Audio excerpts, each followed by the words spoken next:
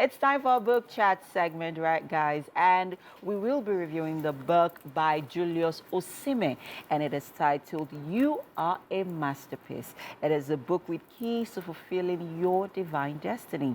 Of course, Julius Osimen, the author, is a super success strategist known for his powerful delivery and high sense of humor, with a passion to creating and producing platforms and cutting-edge strategies to help other people excel.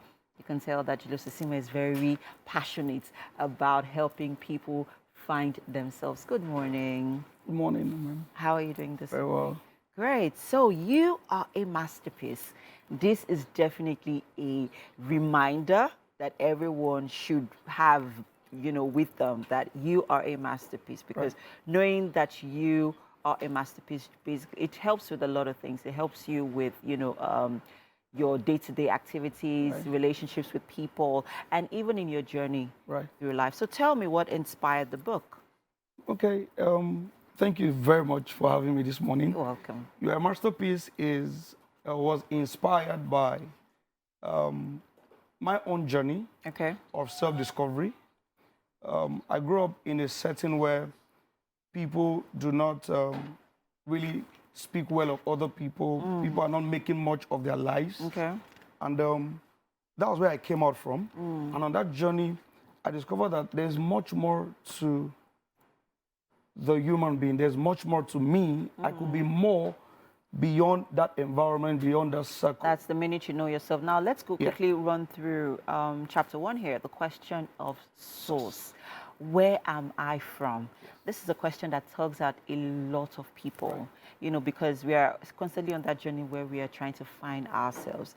Talk us through this chapter. So, where am I from is a journey, is the question of source. Many people believe that they are from Ijebu-Ode, they are from one part of Africa, they are from one corner of the world, but it's beyond that. The understanding that I'm not just from one corner of one remote city, I'm not just from the backside of the mountain, I am from a divine source. Your masterpiece talks about the best of the creation of a creator. So we are not from just one corner, we are from a divine source.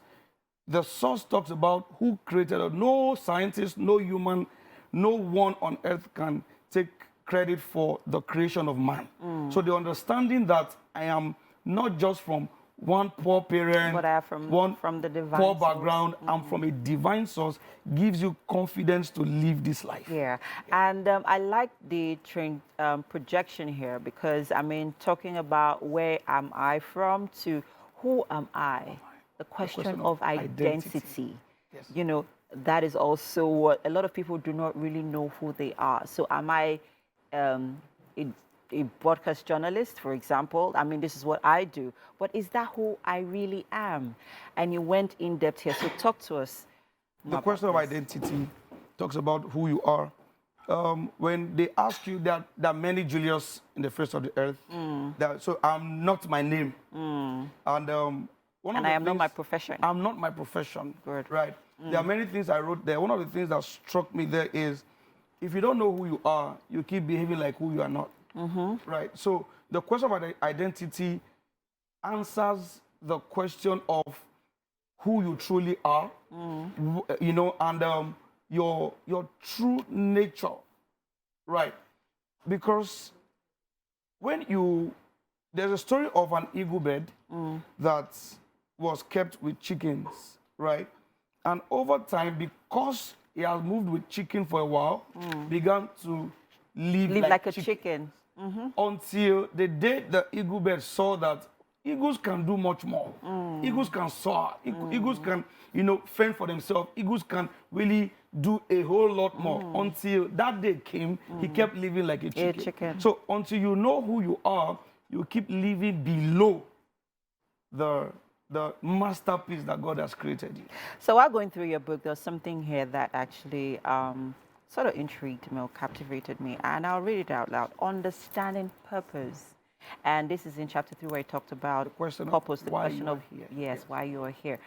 So you have delved into where am I from, you have talked about who am I, and this is why am I here?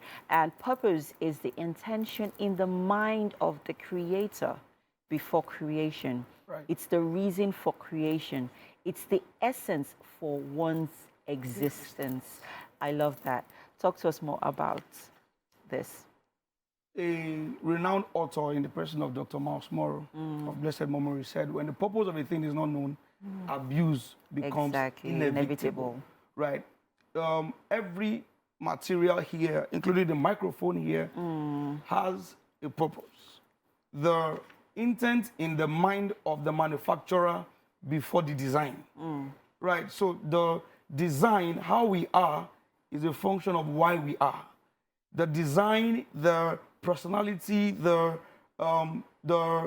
passion, the skills, the talent, all of those make up is the function of the preconceived idea in the mind of the creator before creation. So nobody goes into creation and then after creation begins to determine, okay, I've done this now, I've made this screen, what am I going to use it for? No, the idea is already concluded. Yeah. It's been preconceived, it's been predetermined before the design. And at the right time, it would manifest. Right. So everybody has a purpose in the mind of the creator before creation was made. So when you understand that, you know the reason why you are short. You know that being tall or being fair or being dark or being fat or being slim or being charismatic or passionate like I am is not a mistake. It's an idea in the mind of the creator, right? So when you understand purpose, you know that I can't be you.